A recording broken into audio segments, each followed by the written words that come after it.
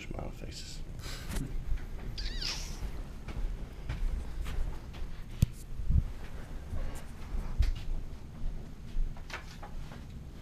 Good afternoon. My name is Darren Lowe.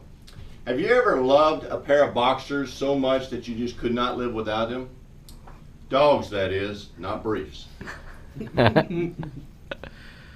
So today I'm here to talk to you about boxers. I currently own 2 boxers. I own a brother and sister, and they're both a big pain in my ass.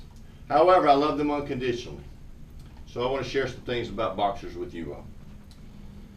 Boxers originated in Germany in the late 19th century. They were believed to have been brought over from France. However, it was not until 1904 that the boxers was recognized by the AKC, the American Kennel Club, as an actual dog breed. The boxers early on won the hearts and many awards of those that they came into contact with.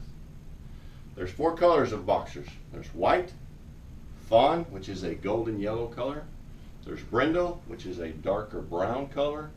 And there's reverse brindle, which is practically a black color. The 2 dogs that I own is a fawn and a reverse brindle. White is no longer recognized as a dog by the AKC. It's genetically believed that breeders altered the genetics of the boxer, which resulted in an all-white color. So they terminated recognizing the color as a breed.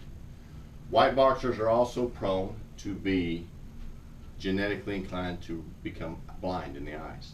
They lose their eyesight at a very early age. They no longer see people, persons, things, objects. They see shadows. They're able to avoid things, but it's a shadow to them. So that contributed to it. So now that I've discussed some of the origins associated with the boxer, I want to discuss some of the medical characteristics that impact boxers, because there's several that impact boxers. The number 1 medical issue facing boxers is cancer. Boxers are highly susceptible to cancer, and usually comes in the form of 3 types. Lymphoma, which is an attack on the boxer's immune system. Brain tumors, which is self-explanatory, that impacts their brain. And the 3rd type is mast cells, which is a type of skin cancer. Develops in the skin and usually develops into like welts.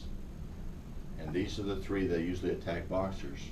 And they're at great risk. It's an 85% infection rate, I guess you would call it, that impacts boxers. So if you're going to own boxers, you have to know that you will potentially face dealing with a cancer issue in your dog. The second greatest medical issue facing boxers is hip dysplasia. Hip dysplasia is where there's an abnormal joint, connectivity tissue, or ligament supporting the joint that helps the dog walk. It usually is impacted by the dog's weight. The heavier they are, the more prone they are to hip dysplasia. Hip dysplasia is an advanced form of arthritis. It impacts the dog's ability to walk, run, climb stairs, get in and out of cars, and such. So it's extremely painful for them. Boxers are prone to skin allergies. Just as humans interact with allergies, dogs face skin allergies. And if they're left untreated, it has the tendency to damage the animal's skin. Dogs, allergies they're subject to is depending on the type of grass. Some dogs are allergic to different types of grass, whether it's fescue, Bermuda, that type of stuff. So you have to be careful with what you subject. The only treatment for skin allergies is you have to have your dogs tested. And a lot of ways they'll do that is they'll cut and remove a small millimeter circle of skin, send it off to be tested. There's no rhyme or reason, just as in humans with allergies and treating allergies, it's a process of elimination. They have to try multiple medical procedures to find what will ultimately limit the impact of allergies, because there's no prevention, it's just management of allergies in the dog. The next issue that faces boxers is stomach disease. Stomach disease is a tightening or swelling of the muscles that circumvent the intestines within the dog. They become very thick and they harden up, and they basically shut off the dog's intestinal systems, which prevents the dogs from going to the bathroom. Therefore, the feces, instead of excavating from the dog, becomes stored up and stocked up into, and if not treated in an emergency fashion, will result in death. Very painful experience for the dogs. Finally, the most probably prevailing issue that you as a dog owner would face with boxers is boxers, kind of like the human briefs, have a tendency to be exposed to flagellant aromas. Boxers are very flagellant. In other words, they're very gassy. Boxers have gas, regardless of the diet, the exercise, or the routine. The boxers will pass gas regularly, often, just as humans do. Very similar pattern. So now I've covered some history, some basic medical characteristics that impact a boxer. I'd like to talk on some basic characteristics of the boxer. Male boxers, on average, are 60 to 70 pounds.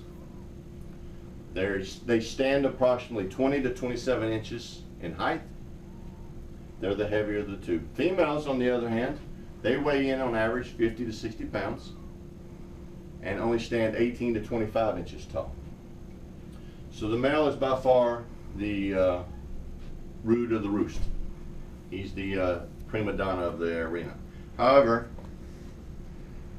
boxers as a whole will stay very lean and fit until about the age of 6. At the age of 6, their metabolism slows down dramatically, and that's when you'll see boxers start expanding and filling out, both width and height-wise, and they become very complacent. They become very lazy. They start being very sleepy a lot. They lay down a lot. They rest a lot. Failure to manage your dog's weight from the age 6 and beyond will result in obesity in dogs, and then that becomes and starts another medical issue that we didn't talk about, but creates its own medical issue. So you must change your boxer's diet at the age of 6 to manage their weight along with their exercise to prevent them from becoming obese.